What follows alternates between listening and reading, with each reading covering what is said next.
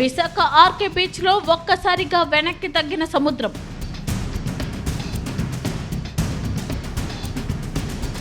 సముద్రం వెనక్కు తగ్గడం వెనుక శాస్త్రీయ కారణాలు ఉన్నాయా?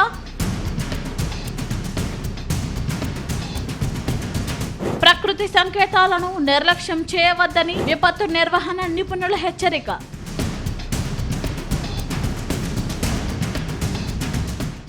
అలలతో ఎప్పుడు ఉప్పొంగే విశాఖ సాగరం వారం రోజులుగా వెనక్కు తగ్గింది.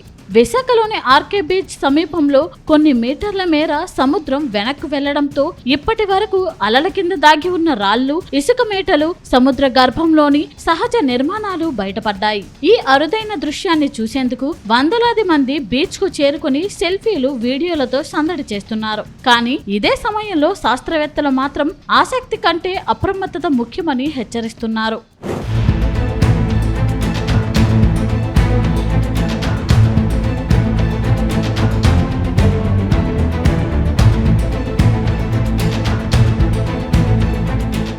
సముద్రం అకస్మాత్తుగా వెనక్కు తగ్గడం వెనుక ఖగోళ వాతావరణ, సముద్ర గర్భ భౌగోళిక మార్పులు వంటి అనేక కారణాలు ఉండవచ్చని నిపుణులు చెబుతున్నారు. చంద్రుడు, సూర్యుడి గురుత్వాకర్షణ శక్తి కారణంగా సముద్రంలో ప్రతి 6 గంటలకు ఆటుపోట్లు ఏర్పడతాయి. దీనివల్ల కొన్ని ప్రాంతాల్లో సముద్రం సాధారణం కంటే ఎక్కువ దూరం వెనక్కు వెళ్లినట్లు కనిపించవచ్చు. బంగాళాఖాతంలో ఏర్పడే అల్పపీడనాలు, తుఫాన్ల సమయంలో వాతావరణ పీడనం మారుతుంది. బలమైన తీరగాలులు సముద్రపు పైభాగంలోని నీటిని ఒక వైపుకు నెట్టివేయడంతో కొంతసేపు తీర ప్రాంతంలో నీరు తగ్గినట్లు కనిపించే పరిస్థితి ఏర్పడుతుంది. సముద్ర గర్భంలో భూకంపాలు లేదా టెక్టోనిక్ ప్లేట్ల కదలికలు జరిగినప్పుడు కొన్ని సందర్భాల్లో సముద్రం ముందుకు వెనక్కు తగ్గిన ఘటనలు ప్రపంచ వ్యాప్తంగా నమోదయ్యాయి. అయితే సముద్రం వెనక్కు తగ్గిందంటే తప్పనిసరిగా సునామీ వస్తుందని అర్థం కాదు. కానీ అలాంటి పరిస్థితిని నిర్లక్ష్యం చేయకూడదని శాస్త్రవేత్తలు స్పష్టం చేస్తున్నారు.